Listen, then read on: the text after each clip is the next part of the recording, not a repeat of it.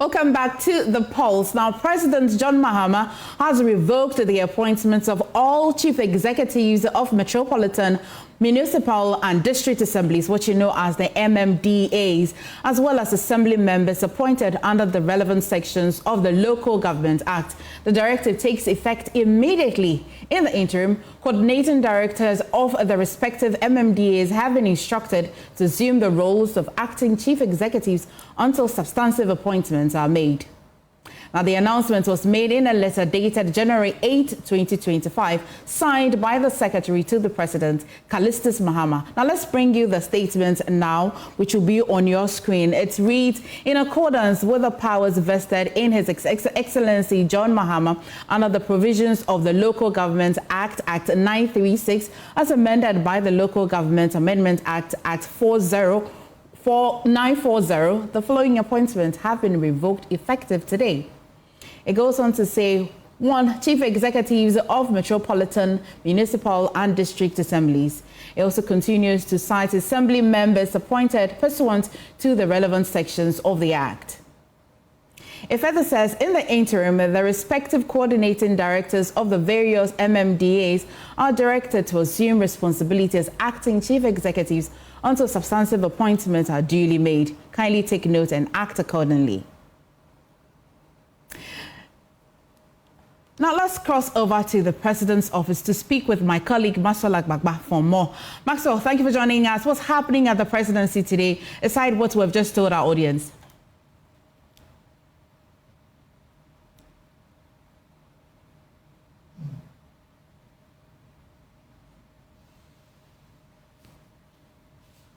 Max. Yes, so the President has been meeting various delegations today here at his private office in Cantonment. One of those meetings just ended, and you can see some of the people who were in that meeting are standing outside. He should be coming out shortly, though. So this is the delegation that he has been meeting today. He met the first delegation, that was the World Bank Group, earlier today, and the conversation focused on the economy and then many other aspects of national development. But key amongst what they talked about in the conversation with the World Bank Group, John Mahama actually thanked the delegation that was present at the inauguration yesterday at the Black Star Square. He thanked that delegation, and he also raised concerns about what we're seeing in the energy sector. Now, he said that we've had a smooth transition so far, but he said that his specific words, that we are seeing some surprises in the energy sector. Surprises referring to the communication from the new government that has to do with issues about fuel, and that the outgone government did not purchase enough, fuel. Earlier, the spokesperson at the office of the President, Felix Kwasi Ofusu, accused the outgone government of dereliction, of duty in that regard for failing to procure, enough, fuel. But I'll come back to that shortly. But I have with me here Josba Mukhtari, who's a special aide to the President. Let's find out from her what it has been like, the President's first day in office, what it has been like. Hello, Madam Mukhtari, welcome to Joy News. Thank you, Maxwell. How are you? I'm fine, thank you. You almost sound like someone who's my neighbor now, because I literally see you like every day. I know, right? Every blessed day you are here with me. Thank you very much. Great. I want to believe the President had a successful first day at work today. But you see, he's had a successful inauguration, so by all means, he will have a successful first day at work. And this morning, we woke up to this amazing showers of blessings. God has endorsed this presidency and endorsed it for the good people of Ghana. We have literally hit the ground running, and I'm sure you've been here all morning. We've had meetings with the World Bank, meetings with the African Development Bank, meetings with the IFC, and then currently the Yagbonwura, the overlord of the Gonja Traditional Council, is here to call on his son, the President John Dramani Mahama. It's been quite a busy day here today. I thought we were going to finish probably at about 2 o'clock. It's nearly 3 p.m. and we are still here, and I know that Yagbonwura even has a flight to catch. But all in all, note that there have been various conversations about debt restructuring, because that Ghana is currently in an IMF program. The biggest meeting here today was a meeting with the people from the energy sector. it is actually there's a looming crisis that we are working very hard to avert. And Mr. Mahama has actually tasked his chief of staff to lead this exercise by engaging with the staff and workers from that particular sector. I know that the Honorable John Jinapo is actually chairing a 12-member committee set up by His Excellency the President. So very, very soon I know that all these matters to do with energy, to do with power distribution, to do with importation of light crude oil should actually be matters that we'll be able to streamline over the next few days and hours. So I think that all in all, it's been a very, very busy day. Don't forget that at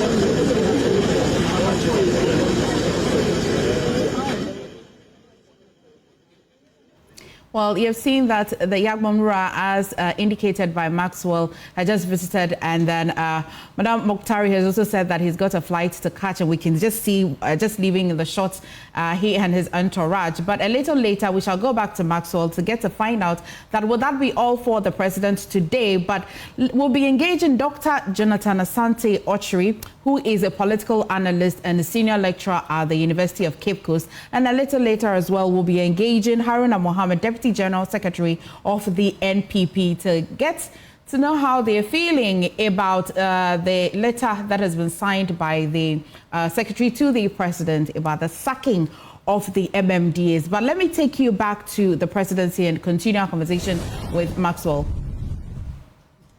Because now you know that they didn't even pay even for the past fuel or crude oil that was supplied to them. And so now all the independent power producers have decided they're no longer going to give us power because they have not been paid. The debts are huge, and to be honest, WAPCO alone says that if they don't get almost 9 million, they will not be able to procure light crude for us. So this is where we are. I believe that the first of the matters to do with the energy sector are matters of public record. And for many, many months now, if you know, we have been talking about these issues. But of course, certainly because they were in government, with all these denials on and off. Today you heard me even asking some of their CEOs, so what exactly were you doing? Because we thought you were working so hard for the good people of Ghana. You were working so hard for the interest of the people of Ghana. You spent all these months campaigning and saying all sorts of things. And yet, even the very basic things that will power our lights and keep them on, we have not been able to do. And don't forget that I told you, Mr. Mahama fixed himself. He found a sustainable way beyond depending on hydropower. And so all we have to do now is to be able to do what? Either supply gas, or we have to procure thermal crude oil to power the thermal plant. So I am very sure there is a lot of goodwill. There is enormous goodwill. There is enormous support for John Dramani Mahama. I know for a fact that all of these things are matters that will be resolved in due course. So rest assured, everything is being done. Optimism is great. There's a reassurance. There's a new sheriff in town, and I know that he will deliver in the interest of the good people of Ghana. Thanks so much. Thank you, sir. Thank you very much. We just had the Judge Bar Mokhtari, she's special aide to the president, John Mahama. Well, that meeting that was taking place earlier just ended. I see former Member of Parliament, Muta Wakilu. Let's see if we can get a word from him. Hello, sir. You're welcome to Joy News, your live on Joy News. Oh, thank you. Tell us, what did you came here to be the president? Yeah, the Jira, that's the king of Gunja land, who came to pay courtesy call on His Excellency. How did that conversation go? It's good. You know, after the victory of His Excellency John Dramani Mahama, Jira means the king of Gunja land, sent a delegation to pay a courtesy call on him and to congratulate him. After that, during the Christmas, His Excellency John Dramani Mahama visited the Yagura and invited him to the ceremony as a father, and that the Yagura honored. So he was at the Independence Square yesterday, and it is very important that he should come and goodbye His Excellency John Dramani Mahama. So he's leaving for Damango, the seat of Gunjaland. I know that there's a lot of lobbying going on right now for people to serve in John Mahama's administration. You're a former member of Parliament for Damongo, a key member, as such. You were very voiceful for us, in Parliament and all of that. Are you eyeing any position? What I can say is that no comment. No comment? Exactly. Okay. Thanks for talking to us. So you just heard former member of Parliament for Damongo, Muta Wakilu. We just saw the spokesperson for the transition team, Felix Ofosu-Kwakye. We're trying to find him right now and have interactions with him. To find out what's the latest on that committee that has been formed. Another instruction of the Chief of Staff, Julius Deborah.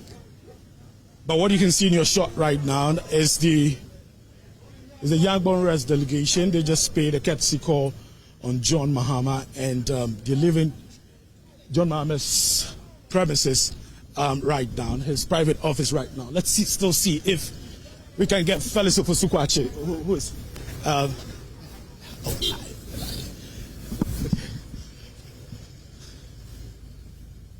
well, we understand that meeting is still taking place, that meeting by the players in the energy sector and the one formed by the Chief of Staff, Julius Deborah. That meeting is still ongoing. So we're actually counting down the hours till the end of that particular meeting. Now remember that earlier there were proposals for the committee to work within a period of 3 days. But it was later agreed that they have to make recommendations by the close of today. So by the close of today, the committee that has been formed would have to come up with recommendations on how to avert a looming power crisis. And so as we speak to you, that committee is meeting. By the close of the day, they should be able to come up with recommendations, and that recommendations will be implemented to avert any power crisis. Now, earlier when we spoke to Felix Ofosu-Kwakye, who is a spokesperson at the office of the president, he said he's confident that the new John Mahama administration will be able to avert any power crisis. Hello, fellas. You're welcome to Joy News. You're live on Joy News. Oh, thank you very much. Great. So, want to find out. So, the committee that was put in place is expected to finish work by the close of the day. Well, they are not expected to finish work by the close of the day. They have been tasked to present a roadmap by the close of the day. Okay. It doesn't mean that their work only involves putting up a roadmap. Okay. So, by the close of the day, they should come up with a roadmap. Yes. Okay.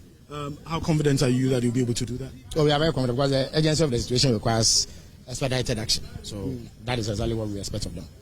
But how worrying is the situation? Earlier you spoke to us about the... You accused NPP, actually, the outgoing government, of dereliction of duty. How worrying is this? Well, it's more like they applied scorched earth tactics. It was clear what they needed to do. If an entity comes to you and says that we need to do maintenance work on a pipeline that carries gas, and for that reason we need to make alternative arrangements for fuel.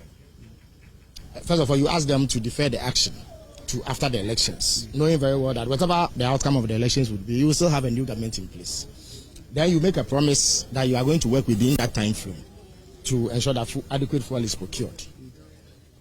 Knowing very well that after 7 January 2025, you'll be going out of office. That promise was not fulfilled. No arrangements were made to purchase fuel.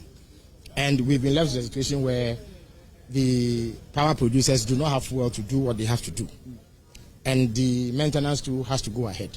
I mean, the only explanation that one can offer was an effort to undermine the incoming government. Otherwise, I don't see how this should happen. For those who do not know what the situation is like, can you describe to us the enormity of the problem? The GridCo official address you this morning. It's simple.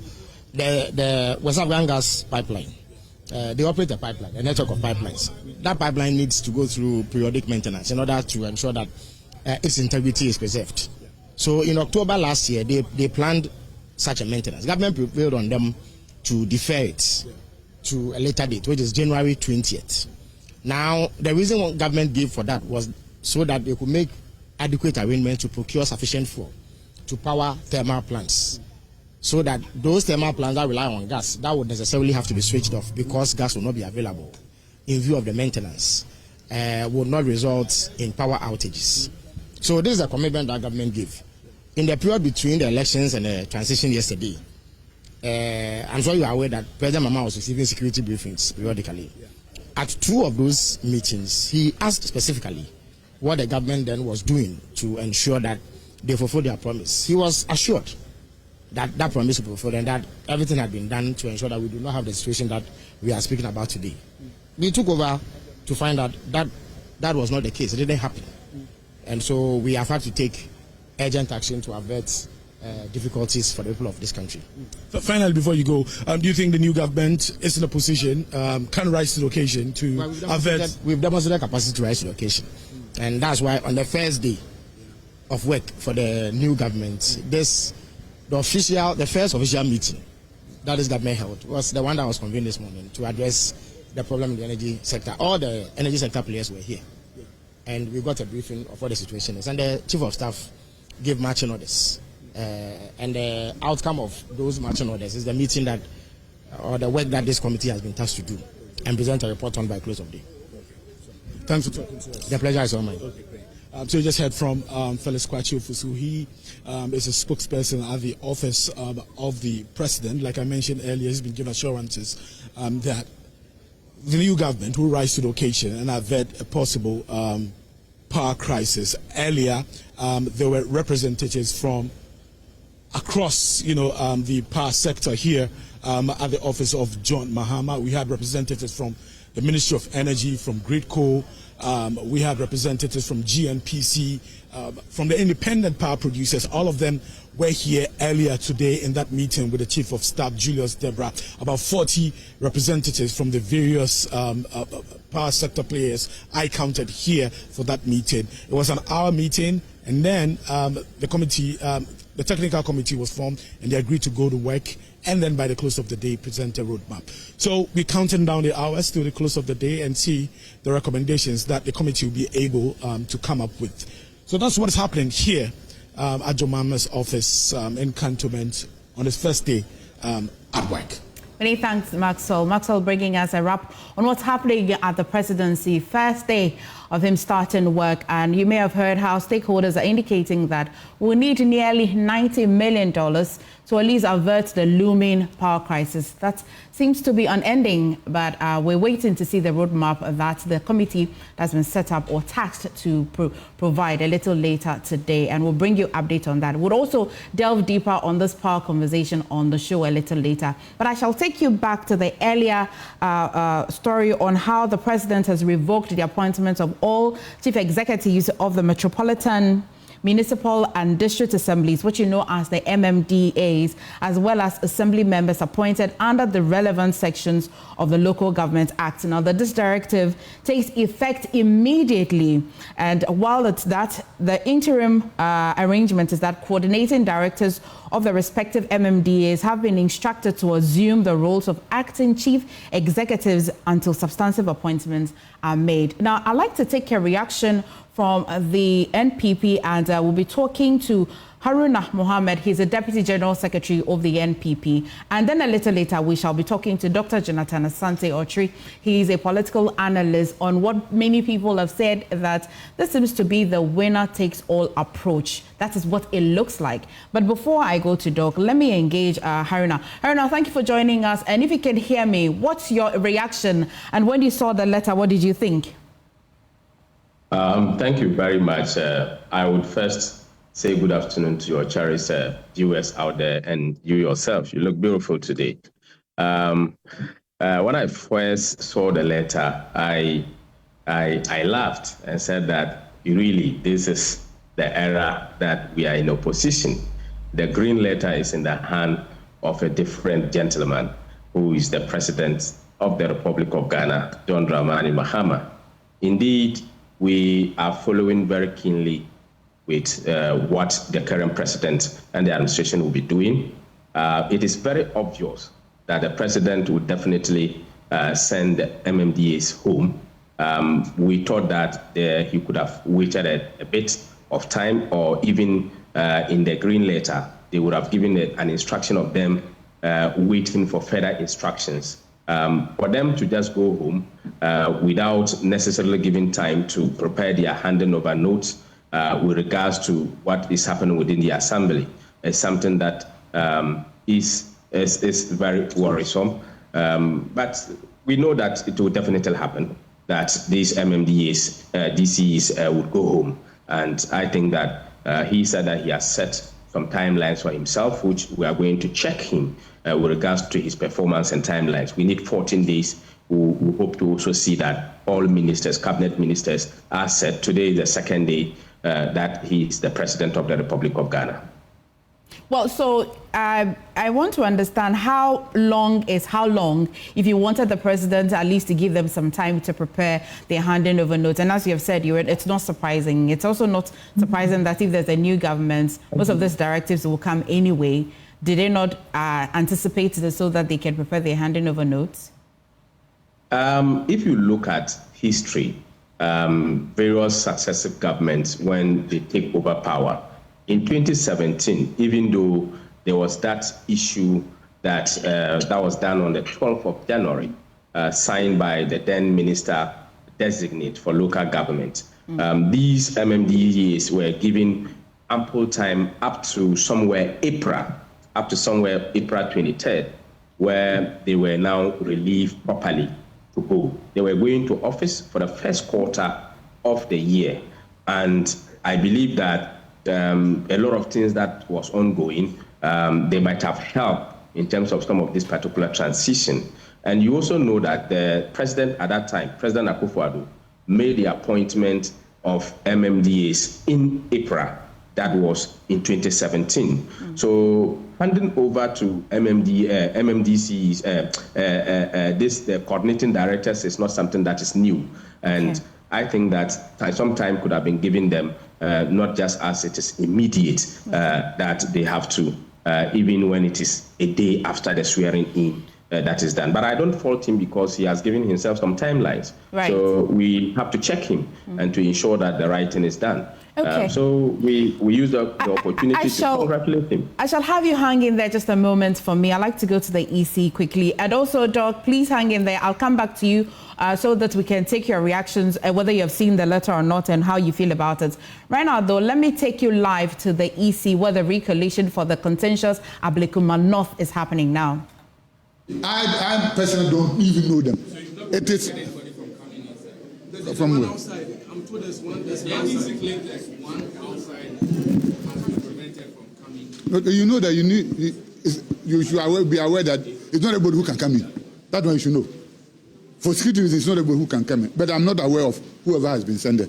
But the issue is that it is the return officer who recruited and trained them. He knows his presiding officers. Can we confirm the person outside if indeed the person worked as the... Confirming for me. I'm saying that I don't even know the presiding officer. Please, let's allow the presiding officer to do his work. Let's allow the presiding officer to do his work. You say that the presiding officers were sent to the corporate office. You know what they were sent? We asked them to report that so that we come in a convoy. In a convoy, exactly so. Then this claims that it was rather to quote them on what to say. Don't worry. The people are here. They are not children. They are adults. So the return officer brought them. So see how he's going to handle that. The other will see them. The person outside now, can we bring the person? I don't know anybody outside. To confirm if indeed... I don't know anybody outside. Because I said it is the return officer who recruited and trained the person. So we have 5 now. We are told one. Please allow the return officer to do his work. Allow the return officer to do his work. Hello, colleagues from the media. I think we can all help resolve this issue amicably. From the office, from the 62 police stations from Ablekuma North, as many as 147 Teshima South have been done. I think we should all be fair to ourselves. And as I said yesterday, Mr. President said, let the truth. Well, so on your screens there is the recollation, an attempted recollation by the EC again, the Greater Accra Regional Head Office, where we're trying to find clarity on the Ablekuma North constituency. Let me go to my colleague James Aveji. James, tell me what exactly is happening and why were they addressing the media? Okay. From 8A has session A, session B, and session C. These are my handwriting. These are my signature.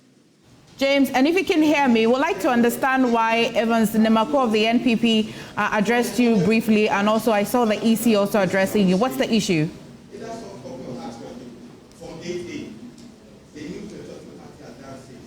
Well, as you know, what has characterized the previous coalition processes were the NDCA and the NPP will raise allegations and counter-allegations at each other. We'll come back to Dr. Shrebo's response, but it's emanating from a concern that has been raised by the NDC. Now, when we got here at about 1:30 p.m. and got into the room some few minutes past, 2 p.m., the first person to raise some concerns was the NDC's, constituency organizer for the Ablekuma North constituency. According to him, an activity happened after the coalition process was suspended on Monday. You remember that the EC attempted the coalition process again because there were some outstanding 20 polling stations that needed to be dealt with before the final result is declared. Now, the EC at that suspension told the media that they've been able to authenticate the result of only 13 out of the 20 polling stations. Now, those 20 polling stations, the NPP said they have digital scanned pink sheets from all of the 20 polling stations, and so essentially they are the only party helping the Electoral Commission to deal with all of these issues. Now, when we came, the NDC raised some allegations. They said that after the suspension, the Electoral Commission invited some of the returning officers, the presiding officers who supervised this voting in the various polling stations to come and authenticate the signatures on this digital pink sheets that were provided by the NPP. Now, according to him, they had to do that exercise, and the EC announced that they have authenticated the result, but they say they have come across one of the presiding officers who said when he was invited by the EC, he did not authenticate that particular pink sheet, and so it was not true when the EC said all of those have been dealt with. Let's listen to the constituency organizer as well as the presiding officer in question in the center of all of this. Then when we come back, I'll have a one-on-one exclusive with him to tell us more about this whole authenticating process that happened at the blind side of the media. Good afternoon, friends from the media. My name is Musa Kalamu, the constituency organizer for NDC Ablekuma North. The last time we met here, that's on Tuesday, this week Tuesday, I told you that the EC started with the collation in the absence of the agents of the NDC. They started the process by inviting their POs at the various polling stations. When we came in, we realized the POs that came in, there was nothing to identify whether they are the real people that their names are on the scanned pink sheet of MPP. I also told you before we left here that some of the POs, when they met the returning officer, they told the returning officer they can't confirm the figures on the scanned pink sheet of MPP. The returning officer of Ablekuma North, Mr. Obin, came in front of you, the media, and told you all the 13 POs that they brought here confirmed the figures on the pink sheets. I am now going to introduce or bring in a PO who came in the last time and said he did not confirm the figures on the pink sheets. I repeat, I'm bringing in a PO now who will confirm that when he was called to the table by the returning officer, he confirmed to him that he cannot vouch with the figures on the scanned pink sheets. Ladies and gentlemen, today I want you to know between me, the organizer of NDC Ablekuma North, and the returning officer of Ablekuma North, Mr. Obin, who is lying. So without wasting time, we will invite the PO who did. There are 3 of them. I remember the last time I told you there were 3. So we have one now who will now talk to you. Thank you very much.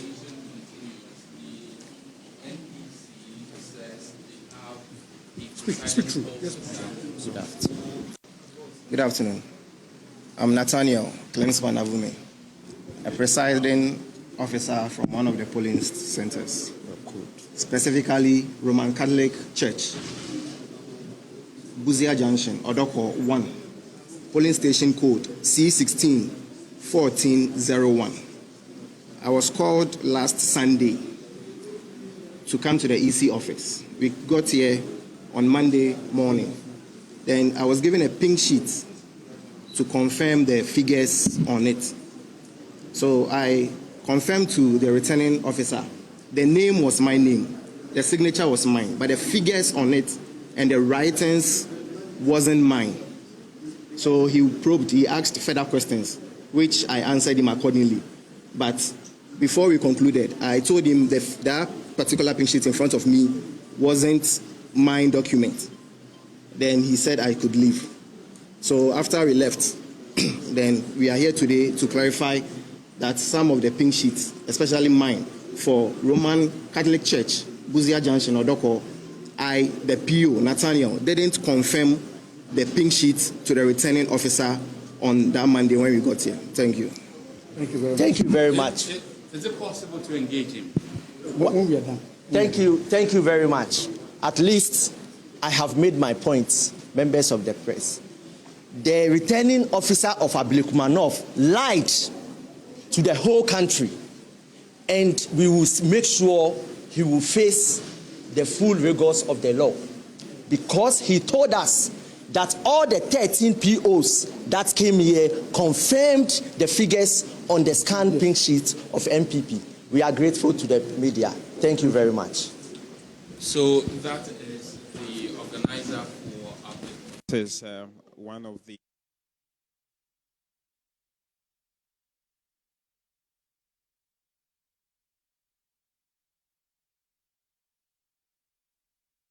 So I'll take you back again to the EC office now and connect with my colleague James Aveji to bring us more clarity to just this video that you have just watched. James, if you can hear me. Hear me. Hi, yes. Hi, James. If you can hear me, please let me understand. Are you still engaging the NDC constituency organizer? Yes, I can hear you. Perfect. Let's hear what he has to say.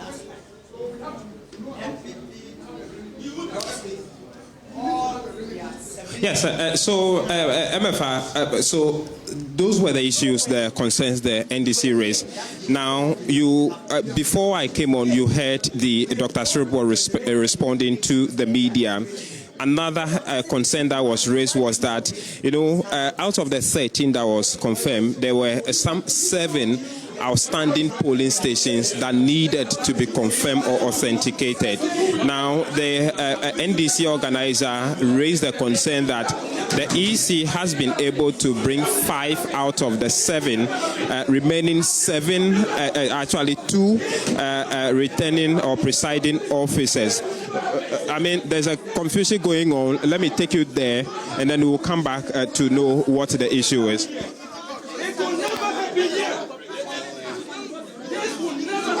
I can see you are interested in your question. But that will tell you hey, this will never happen.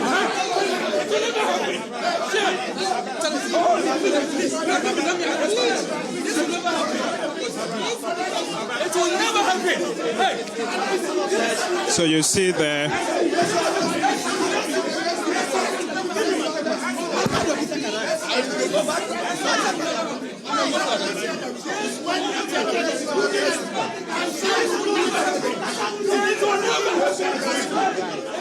This is how the NDC organizer did on the 8th of December in Ablekuma North. All the TV stations, you are seeing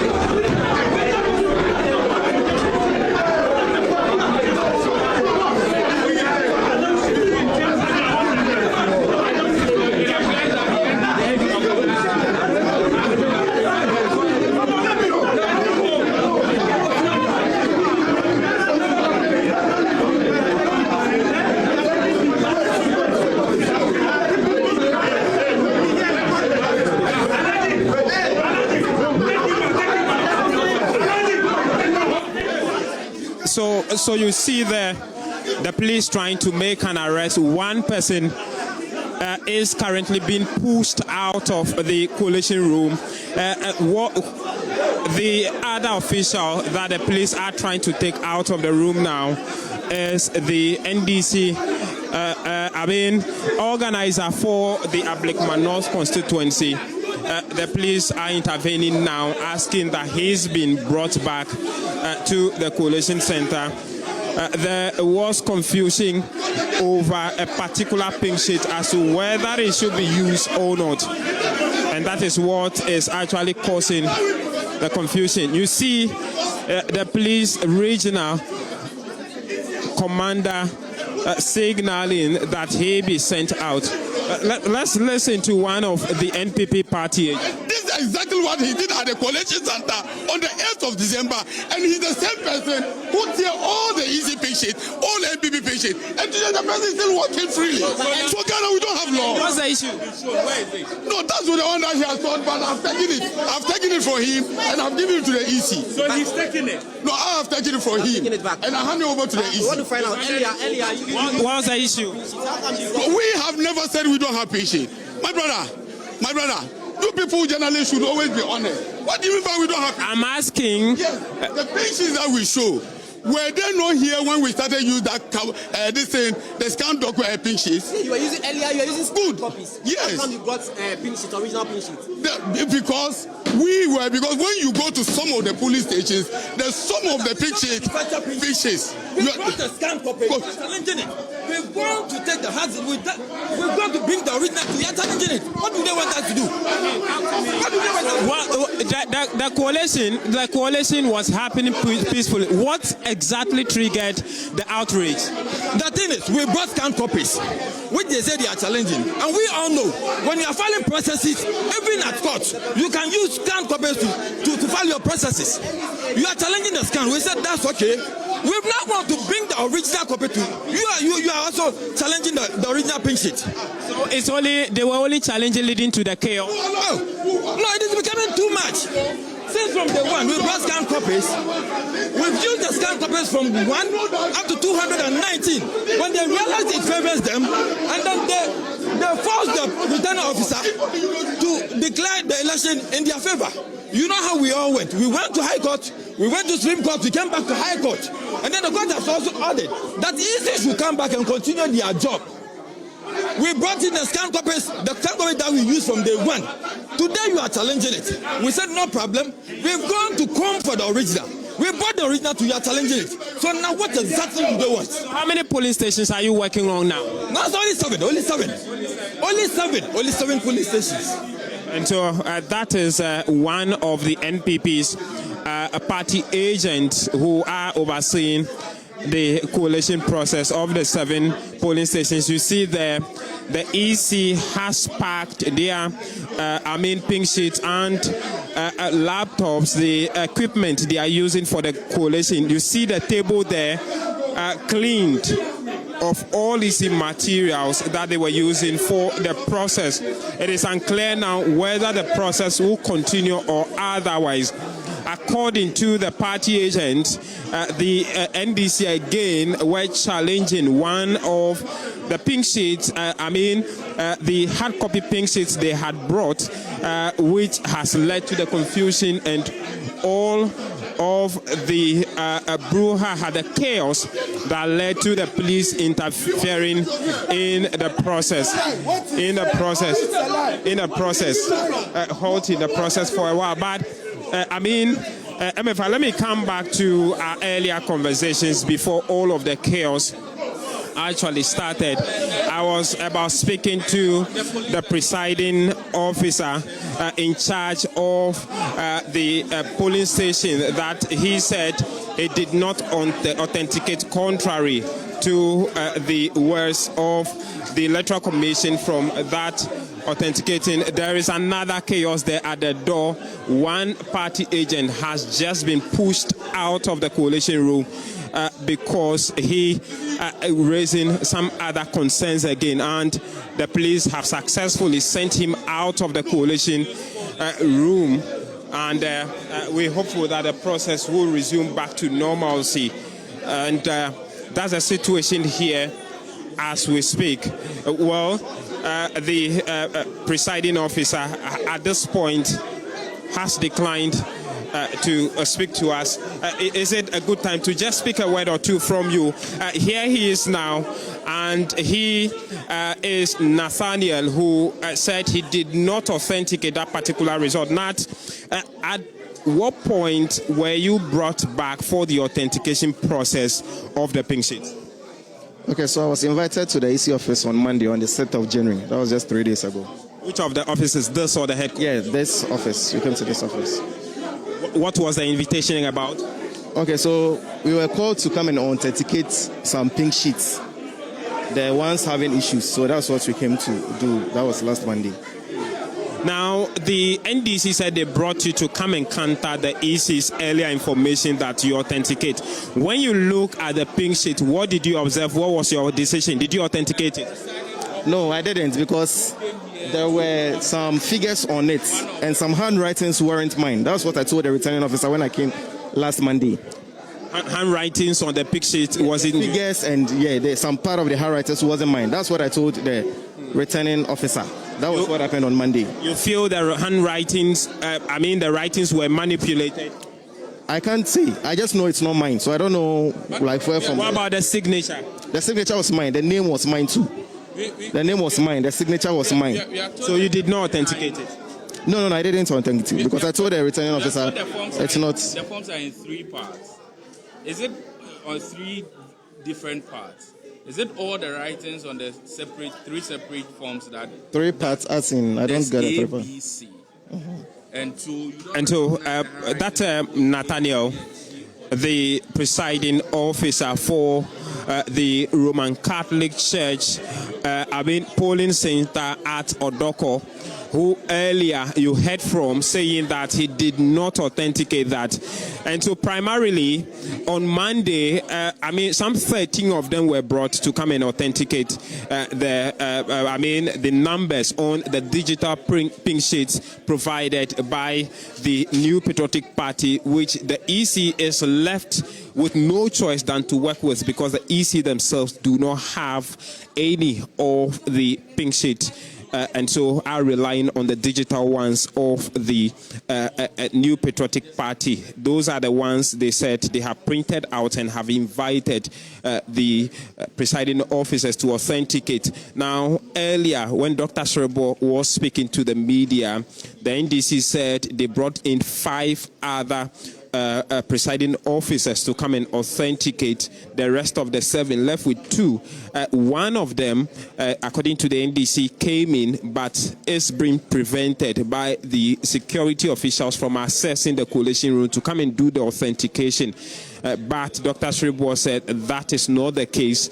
As far as he is concerned, the 5 are here. He does not know the whereabouts of the 2, and so it is not true that no security official is preventing the presiding officer in question to come and authenticate. So I'm sure they are still laying the ground rules to continue with the coalition process. But Evans Nimako of the NPP is supervising the process for the NPP. The constituency organizer for the Ablekuma North constituency, Mr. Musa, is also supervising that for the National Democratic Congress. And so that's the situation here. The process is back to normalcy. The EC have set up their tables again with their machines, as well as the pink sheet of forms they are using for the authentication and the coalition process. And so we are hopeful that barring any other form of chaos, the rest of the 7 pink sheets should be authenticated and the coalition process should continue. And hopefully today we'll determine who the MP-elect for Ablekuma North constituency will be after several rounds of suspension. MFA. Okay, so that's the situation here. Well, before I let you go, and because you're going to be there all day until we get some finality to the Ablekuma North constituency, are you able to find out particularly about this particular presiding officer, Nathaniel, his concerns about the fact that he came there on the 6th to authenticate, and it is his word against what the EC had initially communicated to us? Now, he's there today. Today, when he was there anything different at all? Has the EC also reacted to this peculiar case among the many cases at all? If you have anything now, you can let us know. But if you do not, I'll move away, and when I come back, you can tell us what has happened. Well, MFR, so, I mean, the reason why he has, in fact, we need to establish that according to the NDC constituency organizer, he said they brought him in because the parties were told after the EC's exercise on Monday that they have successfully authenticated 13 out of the 7. They brought in their returning officers to authenticate them. And so the parties, they have the mobile contacts of all of these presiding officers. And so they call them one after the other to know if indeed they actually authenticated these 13 polling stations. It was from that contact that they got to know from, Nathaniel, that he said when he came for the authentication, he experienced or he noticed some changes in the figures and the handwriting on the pink sheets. And so he told the EC clearly that those are not his handwritings and those are not the figures he wrote on the pink sheets. And so he cannot authenticate that particular pink sheet coming from his polling station that he supervised the elections at. But the party, the NDC, according to them, were told by the Electoral Commission that all of these 13 were authenticated, contrary to what they heard from Nathaniel. And that is the reason why they invited him to come and state on record that that particular polling station he did not authenticate. And that's why they brought him. When Dr. Shrebo signaled to us earlier that the process was going to be continued, we put it to him that these are the concerns of the NDC, but he said he would not speak to that very particular allegation, and so the EC, Dr. Shrebo, did not respond to that. And so it is still hanging as an allegation. It is unclear what the NDC will do with that particular polling station after the rest of the 7 have been successfully authenticated and used, whether they will still raise objection to that particular Roman Catholic polling station at Odoko, or they will just let sleeping dogs lie and then the final result will declare. That will be determined at the end of the coalition of the 7, if the result should be declared or otherwise. MFR. Thank you so much, James. Thank you. And James will still be there and will bring us a bit later. But I still have Haruna Mohammed, Deputy General Secretary of the NPP, and I want to take a quick reaction. I'm sure that you have seen what's happening at the Coalition Center. What's your reaction? MFR, first and foremost, you ask yourself, what has brought us here? Elections are conducted at the polling stations. Per the law, CI 127. Collations are done at the polling stations. Declarations are made at the polling stations by presiding officers. Presiding officers send these documentations to the designated collation center at the constituency. Hoodlums of the NDC went and destroyed and disrupted collation at the collation centers. They bent and torn all the pink sheets. Per the laws of our land in CI 127, all of us as political parties, in Regulation 39.3, all of us have been given copies of the pink sheets. NDC has been given copy, MPP has been given copy. The MPP decided to scan all the pink sheets after they have gone to destroy the pink sheets at the polling station. Not satisfied enough, these pink sheets together with ballot papers were stored at a school, the story building. The NDC went and burned this story building again. This will be an allegation, or you can emphatically state that is the NDC. No, the point is that they were the same people who went and destroyed the pink sheets at the coalition center. Even that, it is still contentious. The NDC says it's the MPP, the MPP says the NDC. Okay, ask them, where is their copy? In this case, who burnt their own, or who has stolen their own? Or did they go, or any police report that the NDC's pink sheets that were given them have been stolen? Right, but do you have a police report for yours? Ours have not been stolen. We have scanned copies of that. We said we have some of the originals. You know, they turned some of them at the polling station, at the collation center, which we have reported. And we have all the pink sheets scanned because from onset, on the time of collation, the MPP agent is supposed to scan the copies of the pink sheets, of which we have all the scanned copies. So if they are own, if they have come to destroy the electoral copy, have they destroyed their own too? Where is their own? You see, let us help to protect the decency in this democracy. Because they know they have lost those particular polling stations, and that will have impact on the declaration. They have gone to destroy it, and further went on to assist. Per the reports I am getting, I can't confirm that, but they are involved in terms of this particular fire, which is very unfortunate. Very, very unfortunate.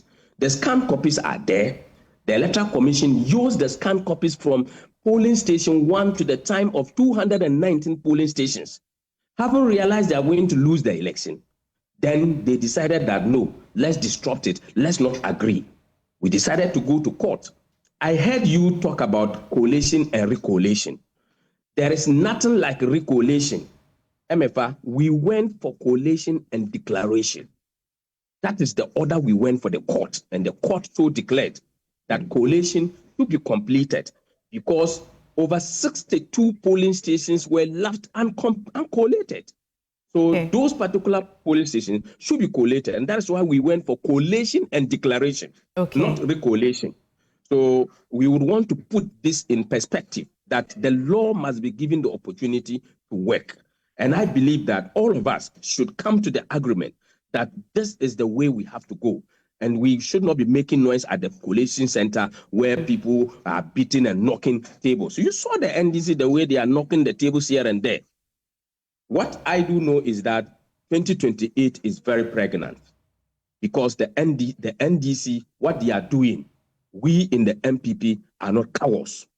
And 2028 will speak for itself. Okay, my colleague is still at the Electoral Commission Collation Center at the Greater Accra Regional Office, and we'll be bringing you updates as and when. And I still have you here, but we'll go back to the earlier conversation on the subsequent sacking of the MMDAs as well. And I hope that I have Dr. Jonathan Asante Otri still with me. I haven't engaged him yet, but thank you always for sticking and staying with me, because yesterday you were with me and you have a lot of patience, Doc. So I'm sure that you have seen the communication from the president, or the directive from the president requesting that all of the MMDAs should proceed let me just say they've been sacked, if I want to understand what that letter means. What's your reaction? Well, let me say good afternoon to your good self and to your viewers. I'm terribly tired, so I wouldn't, take much of your time. As part of the governance architecture, the president is of the view that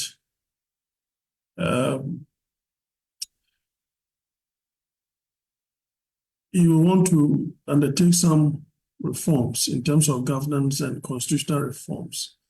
And so in this particular area, I'm looking forward to a situation where we may want to conduct as a nation elections for those portfolios. But in the meantime, those reforms have not taken place. Therefore, the status quo ante will have to remain.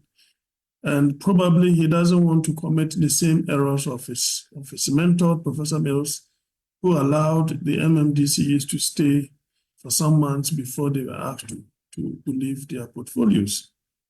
And for some of us, I'm reliably informed of a particular district in the Ashanti region in which the DCs and co were signing checks in all manner of, they were signing checks. And somebody called me and gave me that information, somebody who is even aligned to the party that is going into opposition now. And so if you allow them to stay a little beyond the period where they are not supposed to, then it is either they will be covering the things that they have done that are untoward, or they may create situations that I just spoke about. Well, Doc, and so you don't think that the concern of persons saying that the winner takes it all approach is what seems to be looming at us? Well, unfortunately, the Constitution has not been amended, and If you really want to ensure that the assets of the state are intact with respect to liquidity and, certain machinery, then obviously you don't have to create that kind of comfort for them. Someone who has lost elections has nothing to lose. And, if someone does something untoward, you'll have to take him through the law, and you know how the law grinds slowly in this country. Therefore, in order to forestall that, prevent that particular thing from happening in the first place, I heard Mr. Haruna talk about handing over. I think that a month ago you have lost the elections. You don't expect that the incoming government will allow you to stay. You ought to write your handing over note all long time ago, long time from the day that you even lost the elections. In fact, in other jurisdictions, whether you are going to lose the elections or not, they write their handing over notes. Whichever way it goes, you have to still write your handing over note because, one, you could even be removed from office, even if your party stays in government. You could be removed. Is it the time that you have been removed that you are going to prepare your handing over? The regime is coming to an end. So even if Dr. Bawumia had won the elections, you could have been disappointed along the line. So handing over notes are part of the administrative process, regular administrative processes. And so it is not as if some people were stampeded into, not writing their handing over note. You need to write that. Get the necessary guidelines. Now, the coordinating directors that have been instructed to assume office as the acting executive directors, are they far off from, because I like to believe that they existed with the MMDs, the executive directors that are going out now. Now, they've been instructed that the coordinating directors assume office. What's the very difference between that? Well, because they are civil servants. Okay. They've risen through the ranks. And so their term of office is not coterminous with the regime, with or without the regime. So they constitute the state. So at some point, government acts as a state. At another point, the state is different from government. So here is the case: the government has been booted out, but the state must function. And so you have those who have been given those particular functions. The coordinating director is one of them. Without the political head, he is the one that is in charge. So to provide the civil service, functions, he will have to take and spearhead the district until the political head, is appointed.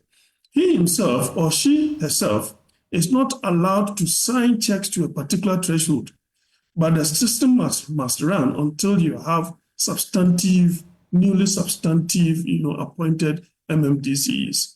And then they will have the threshold, and then the district will function fully.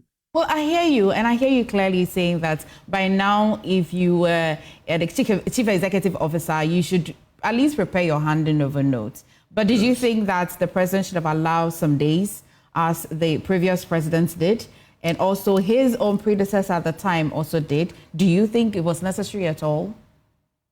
You see, when President Mills became the president, he became president with Mr. Mahama as the vice. So from the benefit of hindsight, probably they decided not to put it in the public domain. But through their checks, they might have realized that they allowed too much time for them to, cover certain things, their backs and all those things. So for the benefit of hindsight, having had that experience with his boss, with his late boss, and then having been there as president, he feels that at this point in time, you don't have to allow them to overstay their comfort. Besides, they will just be like white elephant. They themselves, they will be afraid of their shadows unless the president says that stay for this number of months. After that, you can all leave. Or I'm allowing you to do A, B, C, and D. You can sign checks to this, amount, to this particular threshold. You cannot go beyond that. The president's discretion can be used in that manner. But I'm of the view that it is not about winner take all. It's about the fact that he wants to forestall certain things that could be done in an untoward manner. Okay. Dr. Ache, thank you so much. You're saying that you've been quite tired. I can agree to that. And so take some rest, and thank you for talking to us. And Haruna as well, thank you for joining us. We're going for a quick break. You're watching The Pulse. We'll be back shortly. Welcome back to The Pulse, and I shall take you back live to the EC office where my colleague James Aveji is on standby.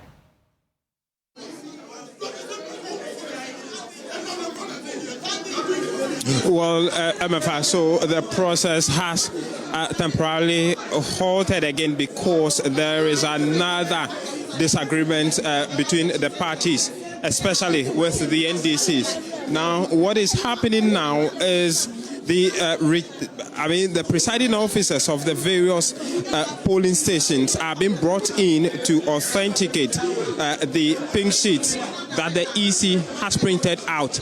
And the NDC is raising loads of concerns. They say that, what led to this particular chaos, which is currently being resolved, is that from the materials printed out for the particular returning officer, presiding officer to authenticate, there are two different signatures on the two pink sheets purportedly coming from the same polling station that the EC was presenting to the returning officer to authenticate, and that is where the NDC tried to seize the pink sheet that the EC is trying the returning officer, presiding officer to authenticate, leading to another banter between the parties and the EC officials. The police again had to step in to calm the situation. They are now trying to look for a way forward on that. You see the three party agents of the new National Democratic Congress, two of them actually standing, and that of the NPP. Situation has come back to normalcy. We are yet to know what they have arrived at. We are unable to bring you sounds from where the collation is happening because the police has barricaded the whole area, restricting our movement in the coalition room. And so trying to signal if I can get any of the party agents to speak to us live on air on what exactly the situation is. Musa is joining us of the NDC to speak to us. Mr. Musa, what led to the chaos again? They brought in a presiding officer after authenticating the scanned pink sheets. We asked him to sign to confirm or otherwise. When he was signing, his signature and that of what was on the pink sheet were two different signatures. And we raised the alarm. The returning officer says he's in charge, so nobody can question him. How can you have one sheet, two different signatures from the same PO? So how did he arrive at authenticating that when it is... They are using their memory. So after memory, EC now says you only use your memory to authenticate pink sheets. You suspect foul play. You suspect foul play on the side of the presiding officer. Exactly. So you need to confirm your signature to confirm that the document is authentic. Has the EC accepted it? The office accepted it and entered it. It appears that they are accepting pink sheets from the NPP and not the ones that the NDC have submitted so far. No, they are not accept. I've made this on record. All this while, EC said they did not have any pink sheets. So if your PO has pink sheet, who has pink sheet? Isn't it the EC? So why is it that today, all their POs, almost all the 5 that came, brought in pink sheets? So why has EC all this was saying they don't have pink sheets? One thing that we observe is that your agents appear to have given them something which is a photocopied version of pink sheets. That is, they brought in their scan document. So today we also brought in our scan document. And even their POs that come, they are not able to... Mr. Musa, before this particular presiding officer, there was one who said the signature is his, but the writings on the pink sheet are not his. Did the EC also accept that? Oh, they accepted it. How many have you done so far? So I think they've done about, this is the 5th person. 50, yes. What will be done with the rest? There are no presiding officers. See, now they are using the police. Whatever we do, they use the police and they took us. You saw the police took me out of the room. That is what they are doing. So the police has taken over. Yes, that is what I was trying to bring to you so that you could see, and the police took it out of. So what will be done with the rest of the two? The rest of the 2 out of 7. Now, what you could all see what is happening here.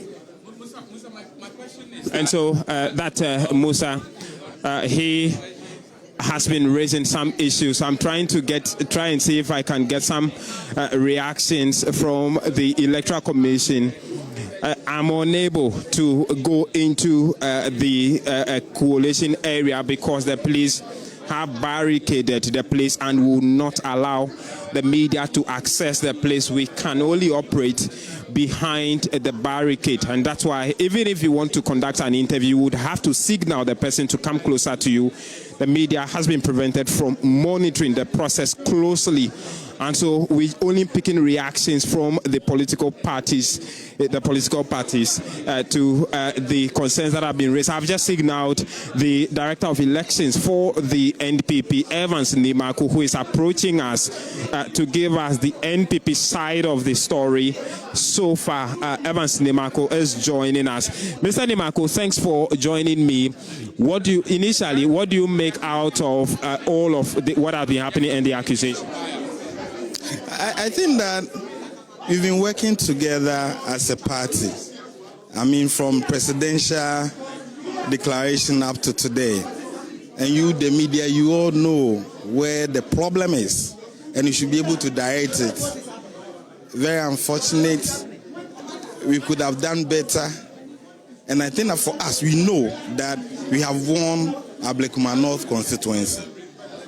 From the others of the High Court, that 62 polling stations should be collated and added to what had been done so that the EC would declare the results. And so it's unfortunate that where the EC has given guidelines that submit copies of your pin sheets, either hard or soft, so the EC will authenticate. NDC says they disagree, and I don't think that should be. They are sharing. We were left with 7 pin sheets for EC to get access and add to the numbers 281, and so I expect the media also to help, and just not to ask people who don't have data. The question I've responded to you several times has been that the returning officer has invited presiding officers to help confirm with the results from 8A that the new Patriotic Party has submitted to them, so that they will add to the from 1C. Now, the NDC is expressing surprise that all this while the EC said they do not have the pink sheet, only for these presiding officers to come with some pink sheet. They said they are surprised. Are you surprised too? I'm not, because when you take the Form 8A, when the presiding officer completes it, he or she issues copies to political parties, and the returning officer, presiding officer, may keep a copy. If you know how the EC got results to declare Domeko Abenya, I think the issues are simple.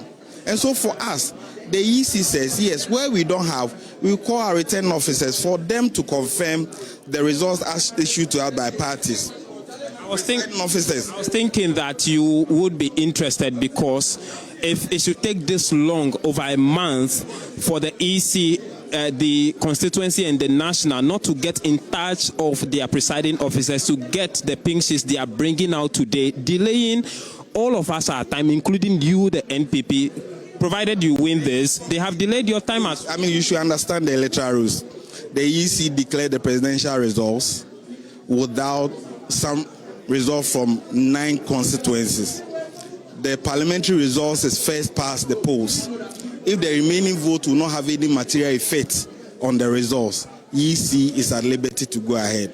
Where we are, it is for EC to complete collation from all polling stations. If there are challenges, the decision will come from the EC.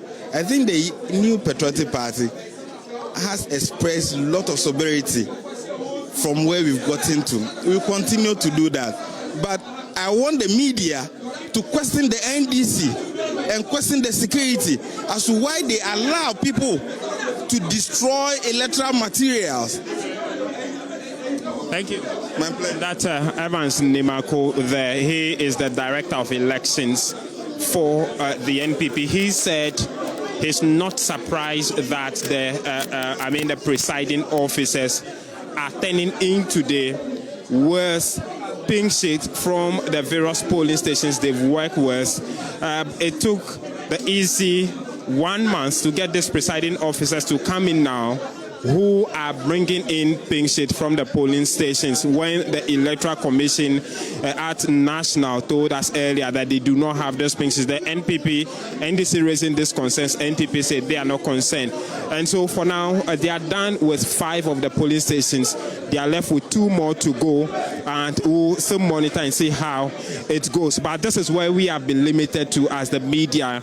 There is barricade all over the place, preventing us from actively monitoring the coalition process. No media person is allowed beyond this place. That's why we cannot even get the Electoral Commission to speak to us. They only would approach and speak to us as and when they deem appropriate for them to respond to issues that have been raised. We'll still be monitoring and be bringing you up to speed on how the process has been happening. That's the latest coming from the coalition of Ablekuma North constituency. Thank you, James. Thank you. And of course, we definitely will bring you any updates if anything happens. But let's move away from the EC and let's talk about the biggest elephant in the room, energy. Now, as events unfold at the presidency, Chief of Staff Julius Debra has tasked a new technical committee with delivering a comprehensive roadmap to address the nation's power challenges by the end of today.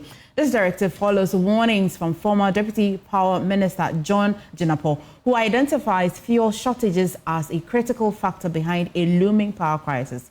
We'll hear from Felix Ofosukwachi, the special aide to the president, shortly on the outcome of the emergency meeting held earlier today. But first, here is John Jinapor expressing his concerns about the mounting debt owed to independent power producers, which further exacerbates the situation. Yesterday, liquid fuel stock was at 05/01/2025. Current stock available. AXA, current stock available 225 cubic meters, expected to last for 5 hours, with AXA running at 120 megawatts. I don't know if you get that. KTPP, current stock available 1,275.46 cubic meters, expected to last for 1.5 days, with 1 unit running continuously, or 0.75 day, that's less than 1 day, for 2 units running continuously. So for AXA, the fuel available can last for 5 hours. For KTPP, the fuel available can last for less than 2 days. For Send Power, current stock available 293,000.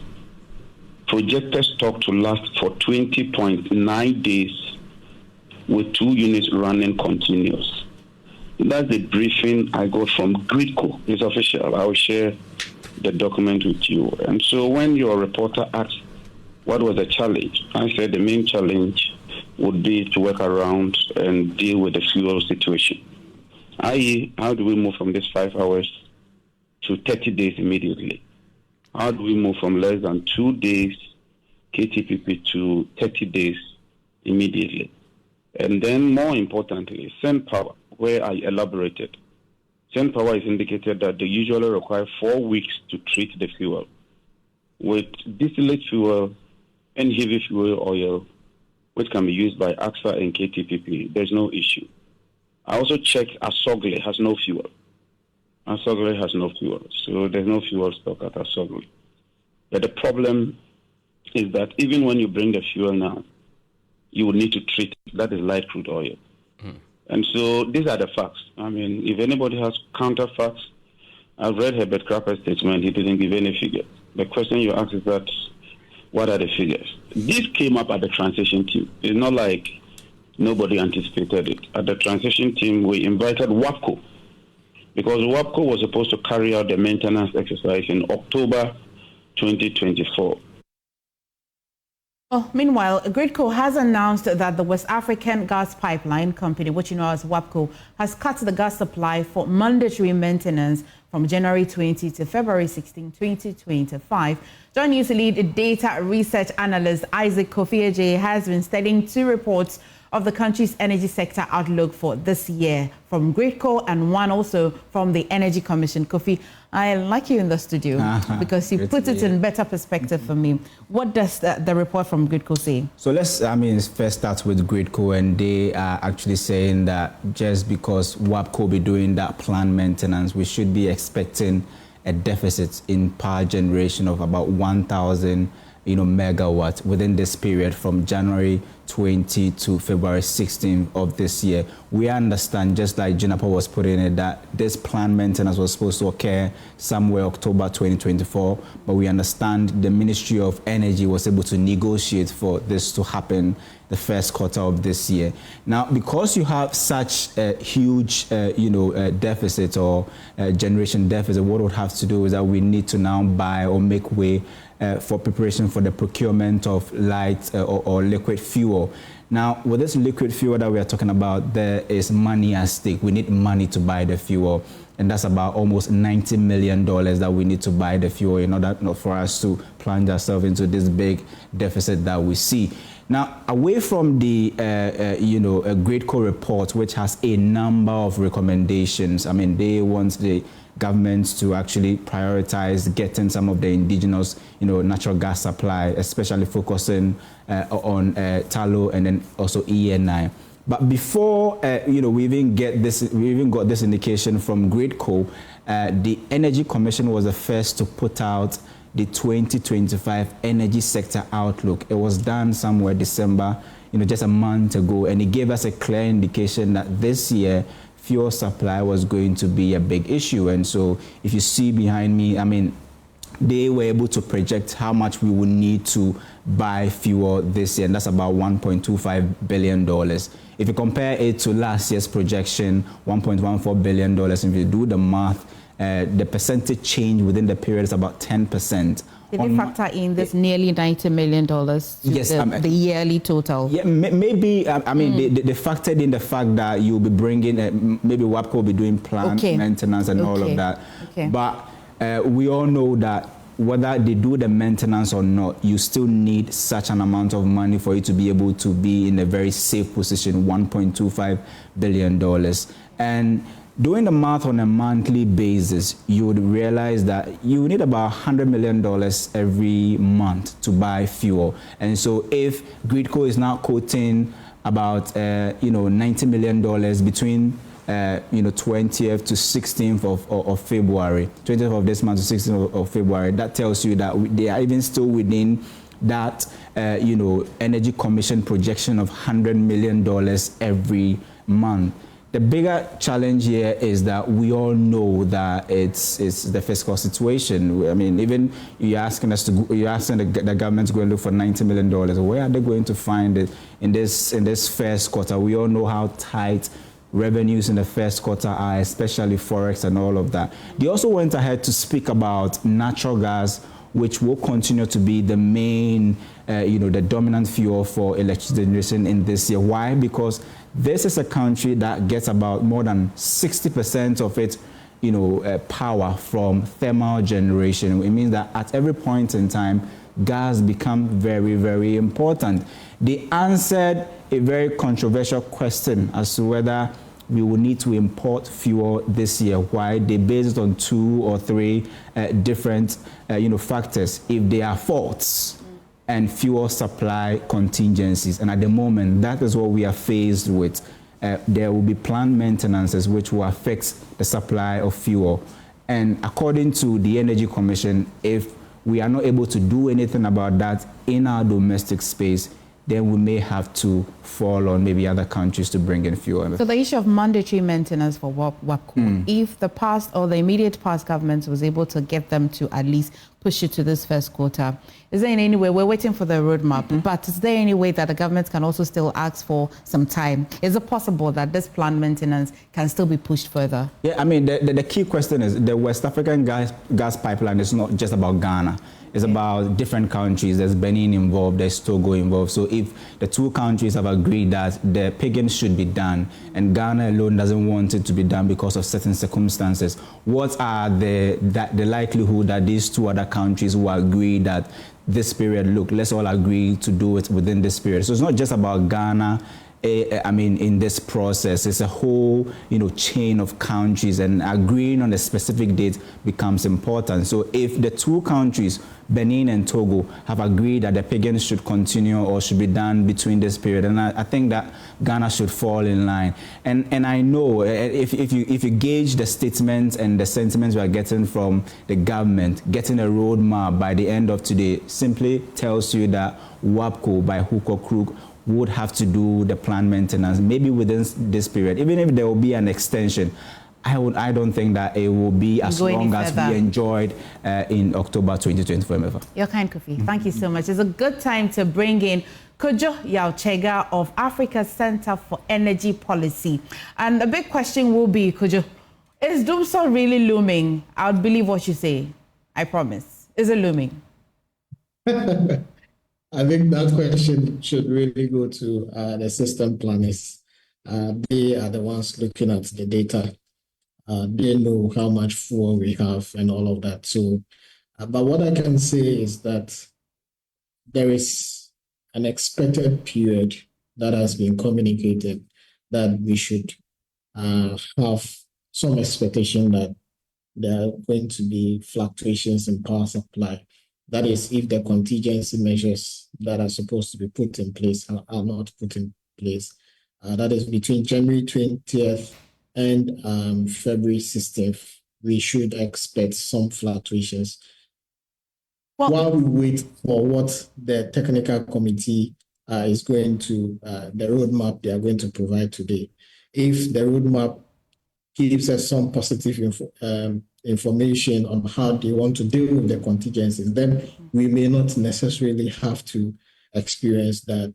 But if they are not able to give us some positive outlook on how to deal with the contingency, then we should be expecting within that period at least that there will be some fluctuations in power. You've mentioned positive outlook or outcome from the committee. Does that mean that you have some expectations from this roadmap, and what would that be? No, there is a problem that we have to plan for. At least for now, we have some time. It's not like a fault that has developed that we have to fix. At least we have some time from now to the 20th to really, even though we are late with the planning, we still have some time to really fix some things, right? To put some things in place. So it is my expectation that whatever discussion is being had today should be forward-looking, should be looking at how we are going to provide some contingency for to fix the problem. But there are bigger problems that we have to really consider beyond the discussion that we are having today, including how do we fix efficiency in the distribution and all of that. Because what happens now is that wherever government is going to find the money to buy the fuel on a contingency basis, it means that they have to deprive some other budgeted item to make the fiscal space to be able to pump in this money. And we can have a power system that is consistently being subvented by the government. It has to run on its own. So that is the next step of the conversation that we need to have. But now we have a problem that we have to properly plan for.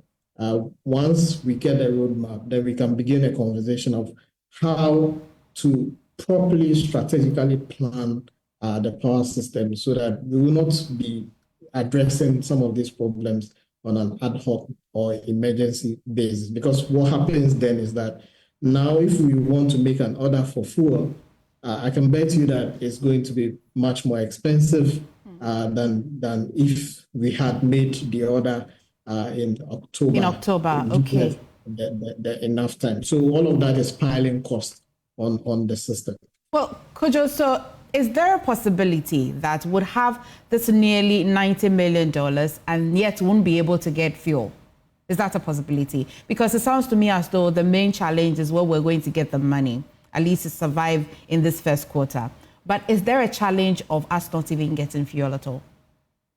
No, it's possible that we're going to get the fuel. Okay. There are vessels that are, around the oceans. Any of them, if you have the money, can reroute. If you're able to meet their asking price, can reroute, get to town. So if you have the money, you can be able to quickly mobilize and find some vessel to bring in the fuels that you need in time to meet the scheduled maintenance phase.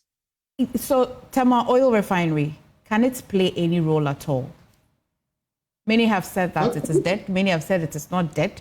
But does it have any form of awakening? Can it play any role at all? Tema Oil Refinery has not been operational since 2021. So you can imagine if you want to revive it now, then you have to do some significant retooling of the infrastructure to be able to do any refinery. But the problem with the Tema Oil Refinery that we have always recounted has been how the company is being managed. And I think it's symptomatic with all the state-owned enterprises within the energy space that are not being run as they should. We've allowed politics to run our institutions to the extent that there is no way we can be able to regulate the enterprises to ensure some efficiency in them. And last year, you saw how ECG was fighting with their regulator in the media and all of those things. It really shows some power play because we are all appointed by the president. There's nothing you can tell me, that kind of politics. And it affects how the entities are being managed to ensure that there is optimum value for consumers. In an ideal case, the Tema Oil Refinery should be in a position to be able to quickly make available some of these fuels for the plants to be able to use if they were operating. But they've not been operational for close to 5 years now, and this is not the time to call on them to do that. We need to have also a roadmap on how we deal with the toll problem because it still remains a strategic national asset that we have to work on. I just wanted to touch on something Kofi mentioned about the cost of the gas procurement. If you do the numbers, you will see that Ghana using gas, natural gas for power production, is actually cheaper than using liquid fuels. Because if you look at how much we are buying gas and how much petroleum products cost on the global market, and you do the comparison, we're actually saving money. And to the extent that we are even using domestic gas, we are saving about $350 million annually from using our own gas to produce power. So we have to really move the conversation away from where we have to be relying on liquid fuels to how do we sustainably ensure that there is always natural gas available to meet the demand that we have so that we'll be able to save more cost, because we can't go back to the era where, away from sustainability concerns of using liquid fuels, there is also the issue of cost, where they are much more expensive and a bigger burden on the power sector than the gas supply that we have. Well, Kojo, the day is almost ending. We're all looking forward to that roadmap from the committee that's been set up. And so I'll have your full attention maybe tomorrow or maybe subsequently in our bulletin when that roadmap is ready, and then we'll pick up the conversation. But thank you for staying with us on The Pulse. We'll go for a quick break. We'll be back shortly. Please stay. Welcome back to The Pulse. And on the international front, Elon Musk is meddling in European affairs, particularly in the UK and Germany, has sparked debate over political interference, freedom of expression, and the influence of tech giants. In Germany, he supported the far-right party and set to meet its leader online on X. Now, his comments have drawn criticism from most political parties in Germany, especially with federal elections approaching next month. Now, Thomas, tell us first, why do you think Musk is so interested in European affairs and especially in supporting the far right?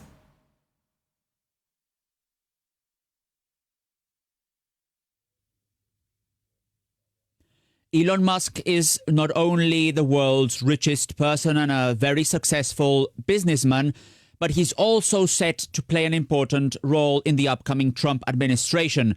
So his interest in European affairs has undoubtedly those two elements. On the one hand, the business element, and on the other hand, the political element. In fact, Elon Musk specified when he supported Germany's far-right AfD that his economic interests in Germany allow him to specifically speak about the country's political affairs. Elon Musk and his company Tesla have a big plant actually not far away from Berlin and is one of the most important employers of the region. So that's from the business side. And from the political side, Elon Musk seems to be attacking governments that are on the center left of the political spectrum. The German government, the UK government as well. So it could be seen as, on the one hand, amplifying far-right or at least right-wing political ideas, and on the other hand, criticizing center-left political ideas that are defended by the German government and by the UK government as well. Well, what have the reactions been so far, Thomas? Germany's far-right party, the AfD, obviously welcomed those comments by Elon Musk, and in fact, the co-leader of the far-right party, AfD, Alice Weidel, is expected to meet Elon Musk on a X space this coming Thursday. But apart from the far-right AfD, the comments made by Elon Musk have been met mostly with criticism by governments across Europe that see those comments as political interference, especially considering the fact that Elon Musk is not only a businessman, but also someone who's going to play a role in Trump's incoming government. But it's important to stress that not every European government has seen these comments as critical. In fact, there are some governments that are friendly towards Elon Musk. In particular, we're talking here about the Italian government under Giorgia Meloni or the Hungarian government under Viktor Orban, two governments that are described as being right-wing or even nationalistic. But apart from those governments, from the German government, the French government and other governments in Europe, Elon Musk's comments have been criticized and are being followed very closely. But there's a dilemma here. On the one hand, because European governments have stressed that it's important to guarantee freedom of expression and that guarantee includes comments that may be very critical. But obviously, on the other hand, X is a big platform with a big political influence, and as such, European leaders have felt the need to react to what they see as very critical comments coming from Elon Musk, and in fact, in some cases also misinformation coming from Elon Musk. Thank you so much, Thomas, for joining us today on The Pulse. And thank you as well for joining us on The Pulse. For more news, do log on to myjoyonline.com. But don't be quick to go. Let's talk showbiz is up next.